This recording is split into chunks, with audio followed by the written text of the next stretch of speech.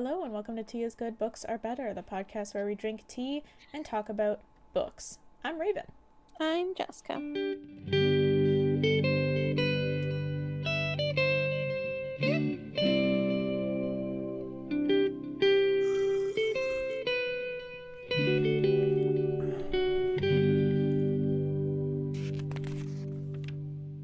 Today we are going to be covering a Catelyn chapter and an Arya chapter. Maybe? Yeah. Maybe. Yeah, we could do an Arya chapter too. Yeah. I'll wing it. We'll see how it goes. Jess didn't take notes for this one, so she'd have to make it up on the spot, but... I have to go through and do my best. Could be chaotic, but could be Most fun. likely. And most likely. Could be a mess, but could be amusing. Yes, very most likely. Very most likely. That will happen. Okay, what are we drinking today? My same old citrus and ginger tea. Classic Jess. Anything with ginger in it. And my slut for ginger. And I'm sipping on my iced tea, because it's still fucking 30 degrees in my house. It sure the heck is. And my ass is sweating. You're welcome for that visual. All right, where did we leave off our characters, Jess? As Rob's host travels to the twins, Rob tells Cat of his plans to name Jon Snow his heir if he cannot have a son with his wife. Then the Hound tells Arya that he's bringing her to the twins so that he can take the gold for himself. Well, well. Oh, that Sandor. Oh, that Sandor. Then you like sitcom laughter.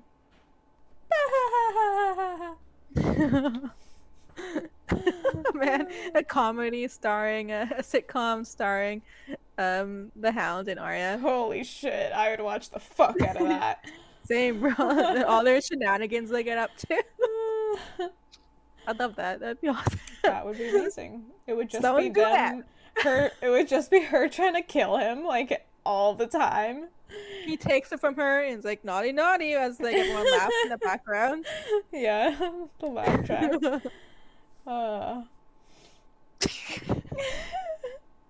That'd be great. Well, there's a $1 million idea right there.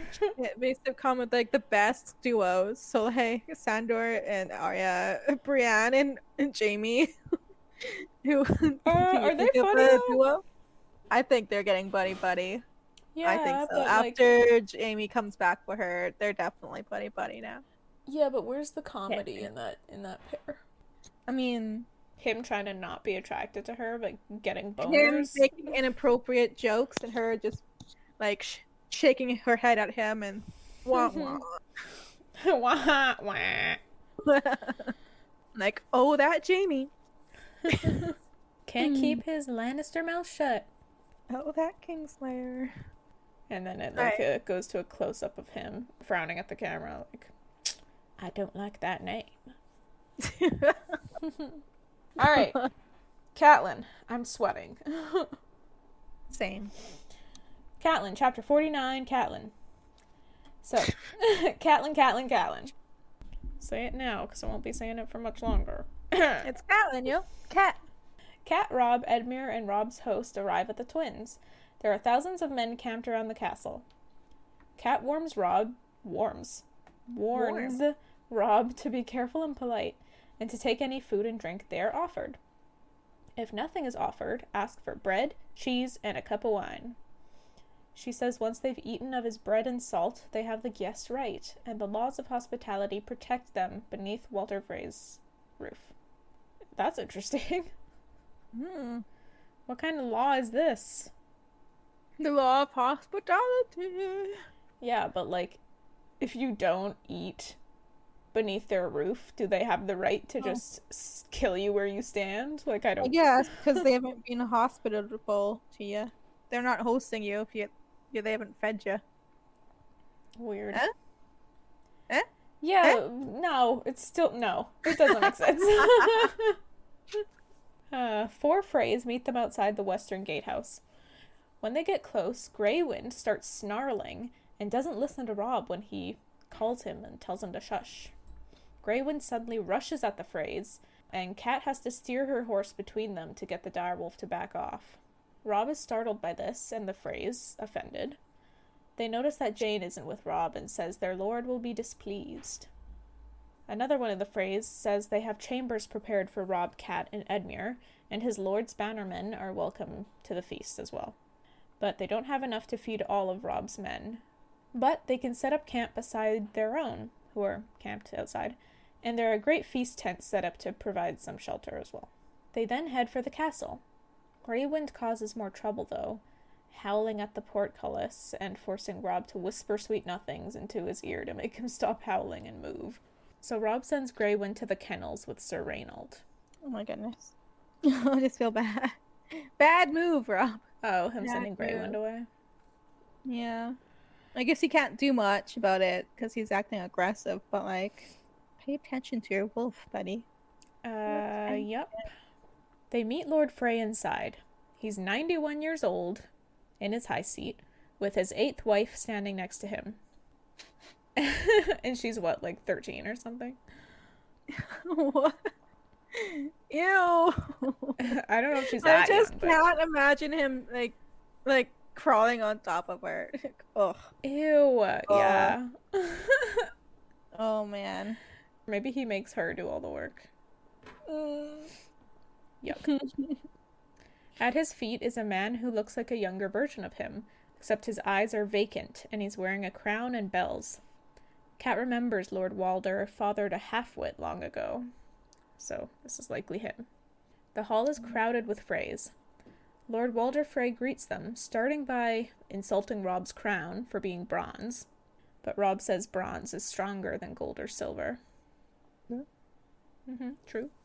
The half-wit's bells jingle, and Walder Frey introduces him as Aegon, saying he has less wit than a Crannog man, and they call him Jingle Bell. Man, Crannog men really have the short end of the stick. Yeah, they don't have a very good reputation. They're like the gingers. They soulless. Robb greets Jingle Bell politely, but Walder tells him he's wasting his breath, since he doesn't understand half of what he's saying. Walder then greets Cat and Edmure, and sends someone to fetch Lady Roslyn, Edmure's betrothed. Ooh. Walder asks where Jane is, and Robb explains she was too weary for travel. Walder Frey is disappointed.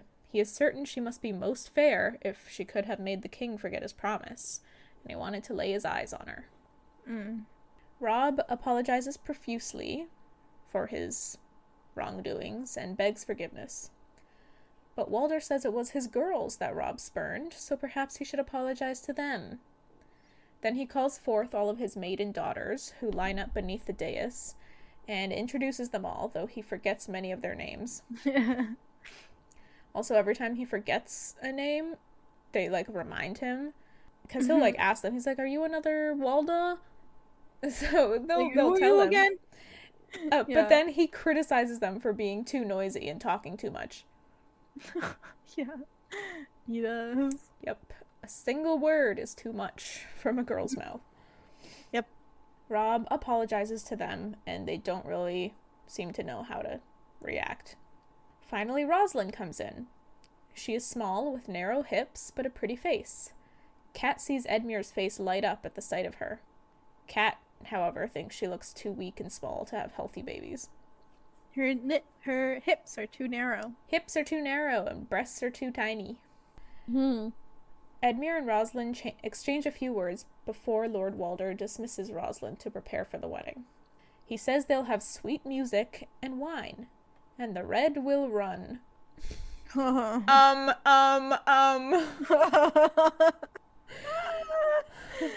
He's straight up telling them. Yep. Cat and Robb then ask for some food, bread, salt, and wine, to be specific. And Lord Walder summons his servants to serve them. Cat feels more relaxed after nibbling and drinking. They should be safe now. Ha! Their rooms are also... Let me try that again. Their rooms are not altars. Their rooms are also surprisingly nice. They have Frey guards as well, but Cat wants to post their own guards. She tells Edmure this as she visits him in his room, and they also speak about Roslyn. Edmure is pleased with her and kind of shudders at the thought of having any of the other Frey girls. Fuck off. But he wonders why Lord Walder would refuse to let him choose unless he meant to give him someone hideous.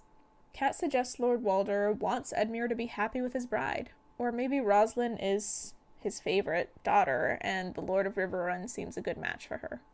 Edmure wonders if she's barren.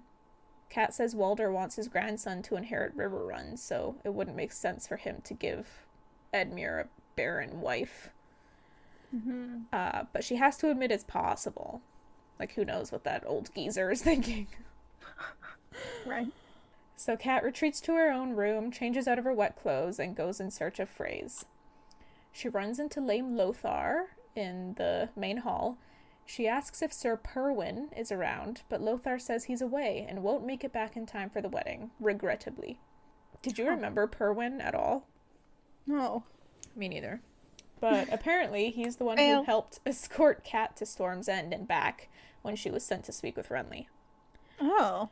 And she had hoped to see him again. I wonder... Oh, keep going. Make note of that, though, because I feel like I know where you were going to go with that. We'll talk about it after. So, Cat asks to be directed to the Maester, then, for a woman's complaint when they ask her if she's sick. Just to get them to shut up and stop asking, I guess. Like, oh, shit, the blood. They're like, ugh, gross. Nasty. Gnarly dude. And Lothar escorts her to another part of the castle where she meets Maester Brennet. When Lothar has left, she asks about Lady Roslyn's fertility, and the Maester assures her that the Lady Roslyn is healthy and fertile, and her mother even gave Lord Walder a child every year. So, she's very fertile. Damn, son. And can handle the babies. You can do the babies? The babies. Edmure will have more children than he knows what to do with, the Maester assures her. Satisfied, Cat goes to Robb, who is with some of his lords, including Lord Bolton, who is in a pale pink cloak trimmed with white fur. Fun little detail there. But important! Remember this. The group tells her the Lannisters have taken the trident, and Sir Wendell Manderly's brother is taken again. I didn't remember when he was taken the first time, but okay. When Manderly. Nope. No memory. Lord Bolton brought word of Winterfell. Clay Serwyn and Leopold Tallheart were slain. The castle and town are burned by the Iron Men, and some of Winterfell's people were taken back to the Dreadfort by Bolton's son Ramsay. So they're all shook that Clay and Leopold were also some of the dead. And Cat reminds Bolton that his bastard has been accused of grievous crimes, murder, rape, and worse. Roose Bolton admits it's true. Ramsay's blood is tainted, but he's a good fighter and swears to not rest as long as a single Greyjoy remains in the north. Bolton hopes such service might atone in some small measure, but says it's up to the king when the war is done. Besides, he hopes to have a true-born son by then. And Cat's like, bruh, that's cold. Like, yeah, but also he's your kid. Yeah. Robb asks about Theon's fate, and Bolton shows him a letter with a strip of skin in it. Apparently from Theon's finger. I for sure thought there was going to be a penis in there. I did too! I was shocked when it wasn't. I'm like, a bit of finger skin? Okay. Oof. Scary. Oof. Okay. It's nothing compared to a penis. What is this? Or Strip like of skin? a full finger. Yeah, that too. A strip of skin? Okay. Okay. I guess it's just supposed to be like evidence of him fleeing him or whatever. Mm-hmm. Anyway, Bolton offers it to Cat as a small token of revenge. Part of Cat wants to take it and clutch it tightly, but she asks him to put it away instead. Obviously, still pissed about her boys being murdered. Understandably. Yep. Of course. Robb says flaying Theon will not bring his brothers back. He wants Theon's head, not his skin. Lord Bolton says Theon could be useful alive, considering he's the rightful heir of the Iron Islands now. And Kat's like, are you suggesting we do a trade or some shit? Because I'm not cool with keeping this motherfucker alive and freeing him. Bolton suggests holding him for now and demanding concessions from the Ironborn as a price of execution, because whoever holds the sea stone chair will want Theon dead. Ah, big brain. True. Yeah.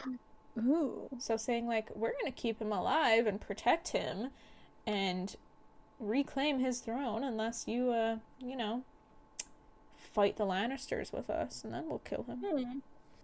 They know about Euron taking it, right? They do. Yeah, Robb does. Okay, so I assume he's told his lords by now, so yeah. Yeah. Robb considers this and nods, saying they'll keep him alive for now. He asks Bolton to hold him secure at the Dreadfort until they've retaken the north. Bolton then explains what happened at the Trident on his way up here. Their host ended up splitting because the waters were so flooded that they had to ferry everyone across on their few small boats in multiple trips. But the Lannisters attacked those who were still waiting to cross, as they were like mid getting people across. So a third of Bolton's force was cut down by Gregor Clegane and gang. There were also heavy losses at Duskendale, he informs Robb, and Robb spits the word like a curse. Duskendale. He says Robert Glover will answer for that when he sees him. Dude, I'm so confused by the Duskendale situation. I don't recall Duskendale. Well, I remember at one point they were talking about how he lost a lot of lives while trying to take this place, and he was like, why the fuck were they taking Duskendale? Like, why did I lose this many men for Duskendale? Do you remember that? Yeah. But I still don't think I really understand, like, the situation here. Yeah, I don't remember it as much. Like, who is Robert Glover, and why was he so insistent on taking Duskendale? And, like, what happened that makes Robb hate it so much? Like, yeah, you lost men there, and that sucks, Because he didn't care for such a small town. Like, why am I dying for Duskendale? Yeah. Why am I losing lives for Duskendale? Why is Robert Glover, like, just going off on his own, taking Duskendale? Like, I'm really confused. I hope there's more of an explanation for this later. Anyway, Bolton says Glover was heedless after he learned that Deepwood Motte had fallen. Falled? I wrote falled. I was like, that's not right. Grief and fear will do that to a man. What is Deepwood Motte like the Glover home or something? Like, what is I don't understand. Why did Glover take Duskendale? What's the big deal? What is the big deal with Duskendale? Its lasting effect is to bleed Robb's door. Okay, don't. Spoilers. Yeah. Ew. Is it still happening? Is the battle still there? What do you mean? Like, is the Battle of Duskendale not over? Oh, maybe not. I'm like asking you because you're saying, like, no spoilers, no spoilers. Oh. Well, it sounded like you were saying some lasting effects that come, like, kind of after. Oh, I think we know that this. Never mind. We know, like, his men are fucking up. His men are fucking up for sure. Yeah, but, like, is it on purpose, I think is the question. Or, like, why is this happening? Oh. Sounds like you discovered something. Spoilers. Oh, no. Yeah. Yeah, it's all spoilers. Apparently more will come out later. Okay, good. That's all I want to know. Because I don't... I'm like, am I missing something? Or is this... Okay, good. I'm glad it's not just me being stupid. I don't think then. Robb doesn't know, though. He's just mad about it. Okay. That's fair. He's like, what the fuck? Why are they spending so much fucking time over fucking Duskendale? What's going on? Yeah. Yep. Okay. So Kat asks how many men Bolton brought for Robb, and he says around 500 horse and 3,000 foot. 3,000? I thought it was 300. I thought it was 3,000. Oh, jeez. Because that's not that bad. Yeah. Mostly Dreadfort men and some Carhold. He thought it best to keep the Karstarks close with their loyalty so doubtful. I was like, bruh. Bruh. So, is this like... Was it really an accident what happened at the Trident? If you know what I mean? Mm-hmm. Like, did he ferry across his men and the Karstarks first? You know, on purpose? Yeah. You know? This might have. Hey. Spoilers. Bruh, I'm like shook People by who how many haven't little seen hints the are here. show don't know. Yeah, this is true, but Roose is the good guy. oh yeah, of course. His sigil is only a flayed man. He's just so cold that even he shocks Catelyn every single time they talk. Yeah, it's only every single time that they speak that Cat is like, what a cold, cold man. Hates his own son. Damn. Let's trust him. What can she do? Yeah. Anyway, Robb says it should be enough men. Bolton will have his rear guard when they start for the neck. After his uncle is wedded and bedded, they're going home. Nice. That's it. That's that chapter. I actually, did pretty good on summarizing, I think, this time. As opposed to every other time? Yeah, every other time. I'm like, so she says this, and he says that, and then she says this, and then this person scratches their nose, and then... Yeah, well, there's a lot of talking. God. Fuck summarizing. Mm-hmm. Oh, wait. No, wait, I have a question for you. Oh. About the missing guy. Missing guy. Wait, can you say it again? Oh, Sir Perwyn? Mm-hmm. The guy, yeah, he was not around. And he's Mhm. mentioned a few times as not being around. Where Mhm. is he? Who is this guy? Why is he hidden? Why? Have you read the next Catelyn chapter? I did. Okay. Have you? Yes. So, I read it, right before I ate dinner and then came here. Yeah, and you're like, hot diggity. Hot diggity. It was more like a... I don't recognize names. Was he in ouch, there? my heart. She does think at one point about how, everything's kind of making sense, and this is why he wasn't here. I don't know if she names him specifically, but she definitely thinks of, some people. I don't know. I'll make sure to make note of that when I summarize that chapter. Okay. But Also, extremely well written, that chapter. Continue. yes, well, let's not talk about a chapter that we haven't summarized. No. Let's not talk about a chapter that's 2 chapters from now. Not. So Sir Perwyn was the guy who was escorting her around. So he was, let's say, more loyal to Robb, perhaps, as his king. I'll leave that there. Oh, okay. Okay. Could be why he's not here. Winky winky. Man, I don't remember names at all. Especially if they're basic. I guess technically it's not a basic name. Wait, let me summarize this chapter. Oh, yeah. Okay, so we're going to do chapter 50, Arya. However, Jess has not summarized this chapter. So this is going to be a wing it, like that one time I did with John. Didn't you do an Arya?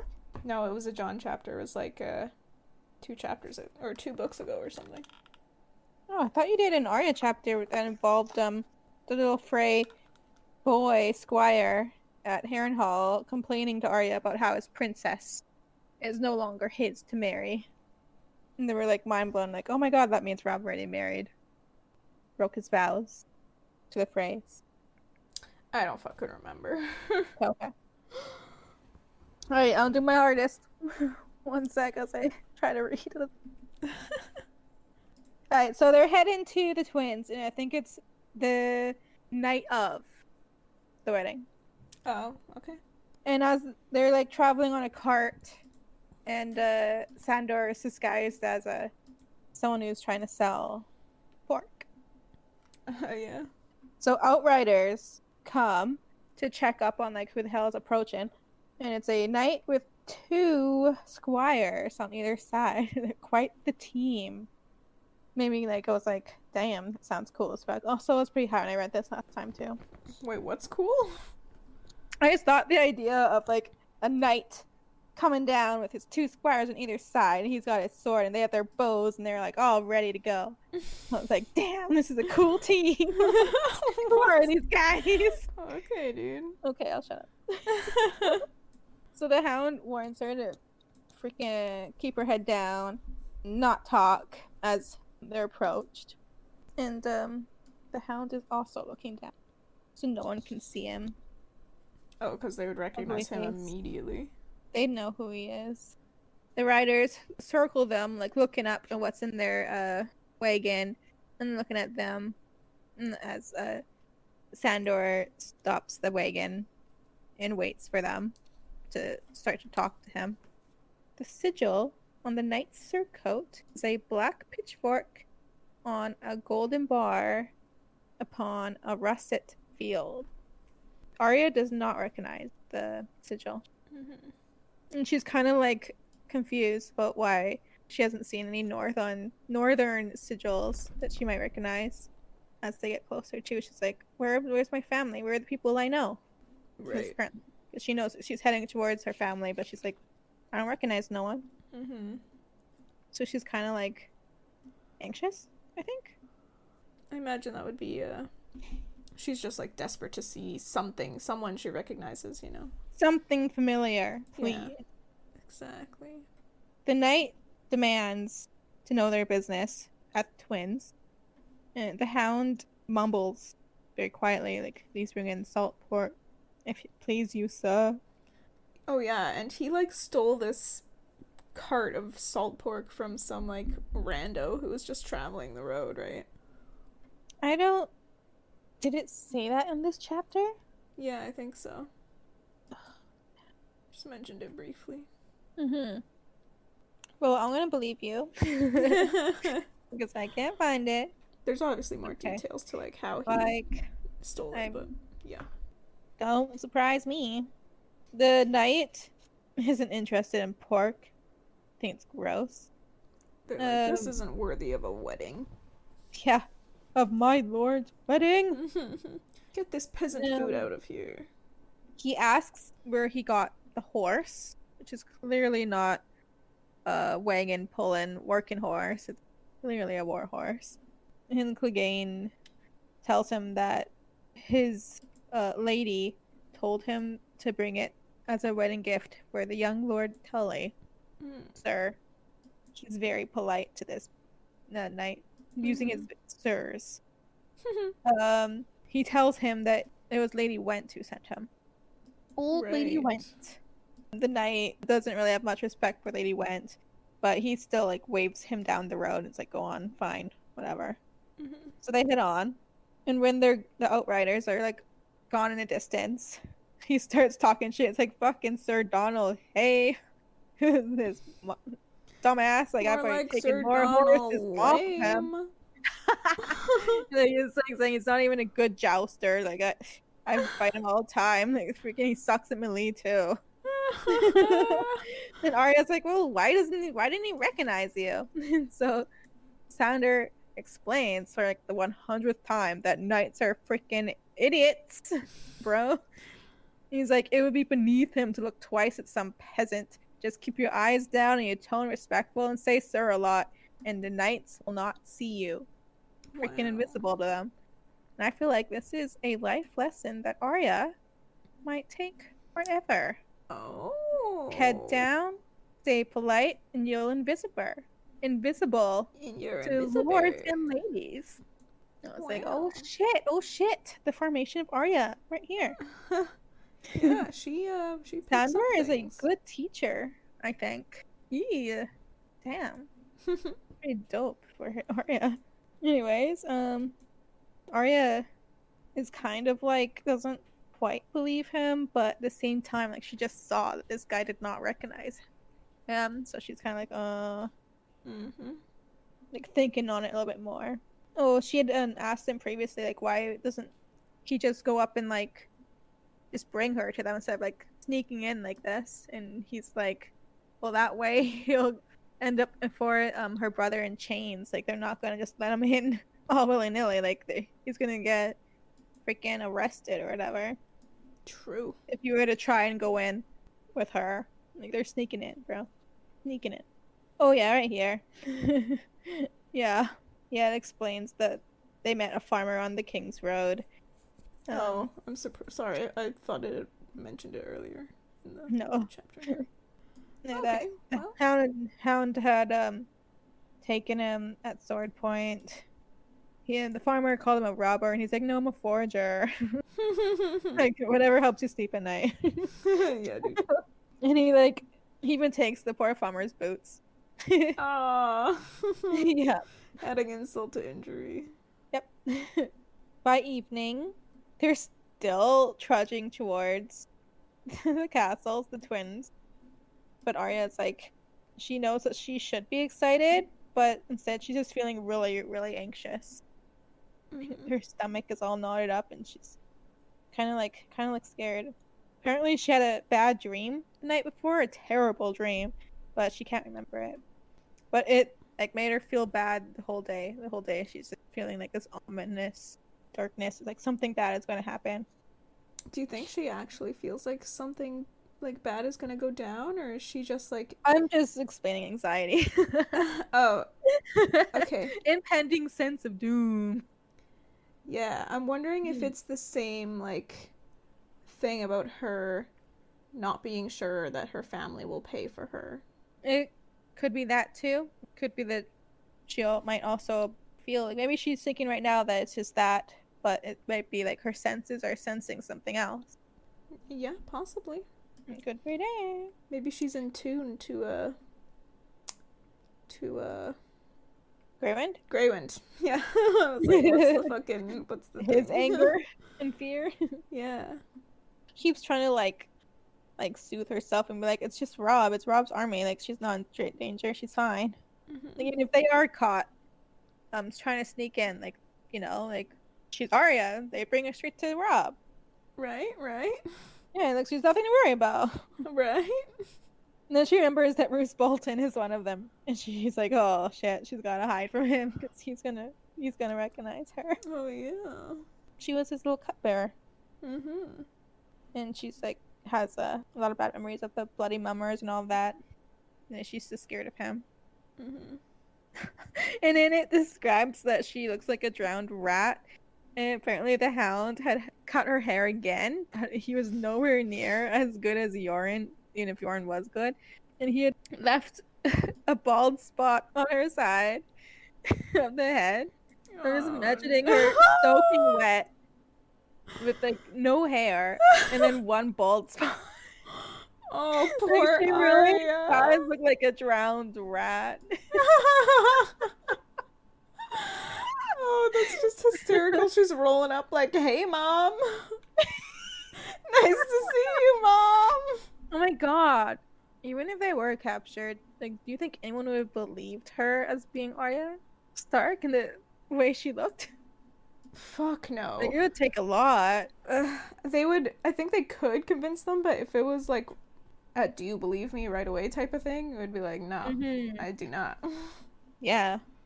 Apparently they hear the music before they even saw the castle in distance, which is crazy. The distant rattle of drums, the blare of horns, the sound of pipes, and then the growl of the river, and the sound of the rain beating on their heads. The Hound says that they must have missed the wedding, but it sounds like the feast is still going, so he's gonna get rid of her soon. And Arya's like, "No, I'll be rid of you! Fuck you!" Yeah, fuck you! I like how cute she is. No, I'll be rid of you! So they reach like an area where they can fully see the twins and all the camps. And she sees like hundreds of horses, thousands of men, all like standing underneath like huge feast tents. You know, it sounds like they're having a good time, like drinking, singing, toasting. Music's getting louder. And she like notices that the music sounds like terrible, right? Yeah, she's saying it sounded more like a battle than a song. She's like telling the Hound like they're not very good. Ooh. Ooh. The Hound is like, Lord Frey is getting old. Maybe he's been deaf in his old age. She wishes it's daytime because as they travel through the camps, she's trying to look at the flags or the sigils to see if she recognizes any of them, but she can't see any. Oh yeah. It's so dark. Yeah, they're all like gray. Yeah, it's so dark, and she's like trying to look at the people too, like the men doesn't recognize any. So she's still like feeling sick and like nervous because nothing is familiar. They're just going around the outside of the perimeter, and now they're trying to get in, where there is some dude, guards, a couple of guards, who stop them. One of the guards has the flayed men of the Dread Fort, so she's immediately like freaked out. She's like, "Oh shit! Right. Oh shit!" Sandor tells them that he's there to bring salted pork to the wedding feast, and this Bolton guard is like, "Salt pork's no fit meat for a lord's wedding feast." And then Sandor is like, "But I also have pickled pig's feet too, sir." Delicious. And then the guard's like, "Well, hot damn, should have said something earlier." And you go, kidding. He's like, "That's gross." He's like, "The feast is half done." But Sandor keeps insisting, like, "I was told to go. I was told. Like, I was told. I was told, for fuck's sake. And the guard is like, "Well, the castle's closed. Too freaking bad." So he's like, "Well, you can unload by the feast tents." And he sends them on his way to the feast tents. Oh shit. The Hound spurs stranger forward the wagon, and he just rolls past the feast tents. He's not gonna unload there. Oh. Yeah. Arya keeps looking at the tents, keeps looking for the sigils, keeps looking at the men, trying to see something familiar. She does not see anything Where familiar. the fuck are all the Northmen? Yeah, well, Northmen, I mean more Starkmen. familiar. Yeah. It seems as though the drinking has been going on for hours because the men seem extremely drunk, stumbling around, singing, shouting toasts, clacking cups, really getting it on. Getting it on, huh? All she sees are strangers. She sees a man relieving himself, but he wasn't someone she knew. She sees a half-dressed girl burst out of a tent laughing, and followed by a man who she does not recognize. She sees archers playing with their bows, practicing, but she doesn't know them. She's a maester, but that's not Maester Lewin. She looks up at the twins, and it's not Winterfell. Aw. Yeah. She's really having a moment here, huh? Yeah. Like, she's like, "Is this really where my family is?" Like, she is really like uncertain. And they get pretty close to some of the feast tents where like everyone is freaking packed like sardines, but she's still like jealously looking in there because at least they're dry while she's soaking wet. Right. And she can hear shouting like, "Here's to Lord Edmure and Lady Franklin. Here's to the young wolf and Queen Jane." And she's like, "Who's Queen Jane?" She only knows of Queen Cersei. Who the fuck is Queen Jane? Yeah. She asks, "That's the feast tent. Shouldn't we stop?" And he's like, "No." No. He's on a mission and he is not about to delay. She sees deep in some of these feast tents men with beards wearing cloaks of bearskin and sealskin, and from their toasts and the songs they're singing, she's like, "Oh, Karstark's numbers," and she wants to go in there. Oh, because those are her father's men. Indeed. But Sandor's like, "No, your brother is in the castle with your mother. Don't you want them instead?"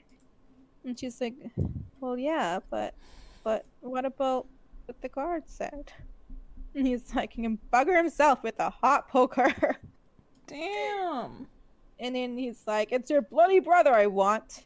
And they continue on. And that is that chapter.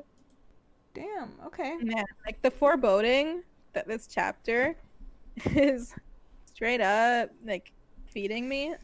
And I was on edge. Like I had to go to the next page and continue. Like I could not stop myself. Yeah, it's like the music that you hear, like the cacophony of like drums and like the clash of different songs and like just like the horrible noise. Thinking that it sounds like a battle. Her thinking it sounds like a battle. Yep, and then like not seeing any of Rob's men. Just feeling so alone. Nothing's familiar to her.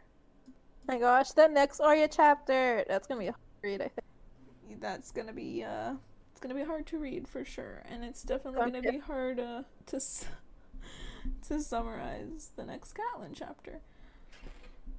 Oh man, yeah. Yep, but yeah, looking forward. It was extremely cinematic. That was a good chapter, despite how painful it was. Indeed. We'll talk more about it next week when you join us again for you know what? I'm just gonna say it. It's the Red Wedding. Next week is the Red Wedding, motherfuckers. If you didn't expect it now, then it's fucking here. It's happening, and we're not prepared. Well, I'm not. I am. Jess is cheering. Kind of like sad about reading from Arya's perspective, just because she's just a kid. Right. But like Catelyn's perspective, hot damn. I'm excited. Let's just say George does not hold back. No. As we would expect from him. Joke. What? Hold back? George holding back? Since when? Since when? No, he doesn't hold back, which is what we would expect. Okay. Okay. Sorry. It is what it is. That's next week. I don't think I need to sell this anymore because it's the Red fucking Wedding, dude. Hell yeah. Alright, come back next week. We're gonna do Catelyn, Arya, possibly someone else. Possibly someone else. Who knows? We'll see how long it takes to cry my way through the Red Wedding. We might have a lot to say for the Red Wedding too. We will. I do have like some notes, like I want to say this, I want to say that. Oh yeah, and comparing it to the show will be fascinating too. But that's next week. All right. If you want more of the podcast, please follow us on Instagram. You can follow the podcast at TIGBAB Podcast, or you can follow us separately. My handle is Crimby, Jess's is Jess.Egan24. You can also find us on Facebook. Just search TIGBAB Podcast or Tea is Good, Books Are Better, and we should show up there. Also, please subscribe to our good friend Bahrami on YouTube. He's the one who made our jingle, which you heard at the start of this episode, and he's a really cool guy and makes dope stuff, so check him out. And you can also join our Patreon, patreon.com/Tea is Good, Books Are Better. We have a few different tea-themed tiers with fun rewards, such as behind-the-scenes content, outtakes, and mini-episodes in which we force our brother to watch Game of Thrones, which he hates. So you will be getting something in return for your contribution, and you'd also be helping us improve the podcast with better equipment, but we also just appreciate you listening. And please don't forget to share the podcast with your family and your friends. It is the best way for us to grow. Thank you so much for listening. We will see you in the next one. Bye-bye! Bye!